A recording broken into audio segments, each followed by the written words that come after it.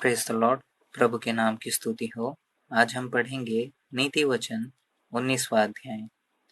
जो निर्धन खराई से चलता है वह उस मूर्ख से उत्तम है जो टेढ़ी बातें बोलता है। मनुष्य का ज्ञान रहित रहना अच्छा नहीं, और जो उतावली से दौड़ता है वह चूक जाता है। मूढ़ता के कारण मनुष्य का मार्ग टेढ़ा होता है, और वह मन ही मन यहोवा से चिढ़ने लगता है। धनी के तो बहुत मित्र हो जाते हैं, परंतु कंगाल के मित्र उससे अलग हो जाते हैं। झूठा साक्षी निर्दोष नहीं ठहरता, और जो झूठ बोला करता है वह न बचेगा।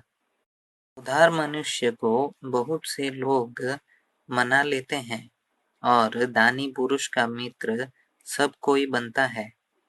जब निर्धन के सब भाई उससे बैर रखते हैं, तो निश्चय है कि उसके मित्र उससे दूर हो जाए। वह बातें करते हुए उनका पीछा करता है, परंतु उनको नहीं पाता। जो बुद्धि प्राप्त करता वह अपने प्राण का प्रेमी ठहरता है, और जो समझ को धरे रहता है उसका कल्याण होता है। झूठा साक्षी निर्दोष नहीं ठहरता, और जो झूठ बोला करता है वह नाश होता है। जब सुख से रहना मूर्ख को नहीं फबता, तो हाकिमों पर दास का प्रभुता करना कैसे फबे। जो मनुष्य बुद्धि से चलता है वह विलंब से क्रोध करता है, और अपराध को भुलाना उसको सोहता है। राजा का क्रोध सिंह की गर्जन के समान है, परंतु उसकी प्रसन्नता घास पर की ओस के तुल्य होती है। मूर्ख पुत्र पिता के लिए विपत्ति ठहरता है, और पत्नी के झगड़े रगड़े सदा टपकने के समान है।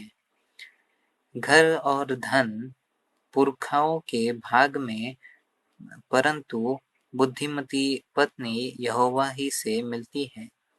आलस से भारी नींद आ जाती है, और जो प्राणी ढिलाई से काम करता वह भूखा ही रहता है।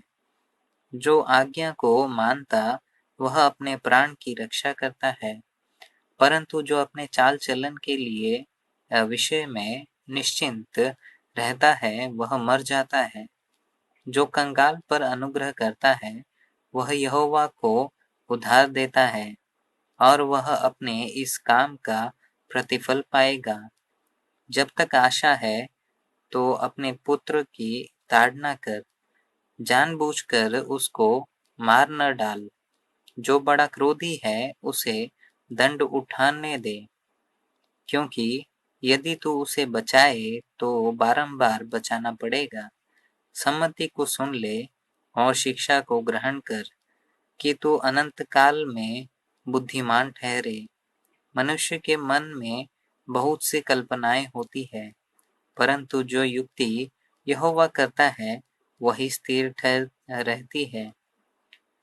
मनुष्य कृपा करने के अनुसार चाहने योग्य होता है, और निर्धन जन झूठ बोलने वाले से उत्तम है। यहोवा का भय मानने से जीवन बढ़ता है, और उसका भय मानने वाला ठिकाना पाकर सुखी रहता है। उस पर विपत्ति नहीं पड़ने की। आलसी अपना हाथ थाली में डालता है, परंतु अपने मुंह तक कौर नहीं उठाता। ठट्ठा करने वाले को मार, इससे भोला मनुष्य समझदार हो जाएगा, और समझ वाले को डांट, तब वह अधिक ज्ञान पाएगा। जो पुत्र अपने बाप को उजाड़ता और अपनी माँ को भगा देता है वह अपमान और लज्जा का कारण होता है।